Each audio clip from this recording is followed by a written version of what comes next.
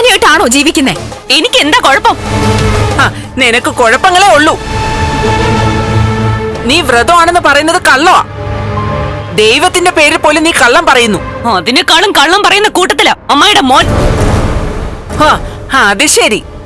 അപ്പൊ ഇവൻ തെറ്റ് ചെയ്യുന്നത് കൊണ്ട് എവനോട് നീ പ്രതികാരം ചെയ്യുവാണല്ലേ? പകരത്തിന് പകരം ചെയ്യുവാണല്ലേ? അല്ലെങ്കിൽ മക്കളെ വളർത്തിയാലേ മക്കള് വഴിതെറ്റി പോവോടി.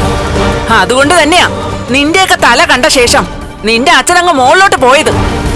അമ്മായിയുടെ അച്ഛനും അമ്മായി ജനിച്ചപ്പോ തന്നെ മരിച്ചു തന്നെ അമ്മായി പറഞ്ഞു തന്നെ എനിക്കറിയാം. അത് അമ്മായിയുടെ തല കണ്ടിട്ടാണോ? പറയുന്നതിന് പകരം പറയുന്നോടി. മര്യാദക്ക് ഈ വീടിനകത്ത് അടങ്ങി ഒതുങ്ങി കഴിഞ്ഞോളണം. ഇനി നീ പുറത്തേക്ക് പോകാൻ പാടില്ല. അങ്ങനെയൊന്നും ആർക്കും എന്നെ തളച്ചിടാനൊന്നും പറ്റില്ല. എനിക്ക് പോണെന്ന് തോന്നുമ്പോ ഞാൻ പുറത്ത് പോയിരിക്കും. നീ പോ. പോടി. പോടി. പോവും.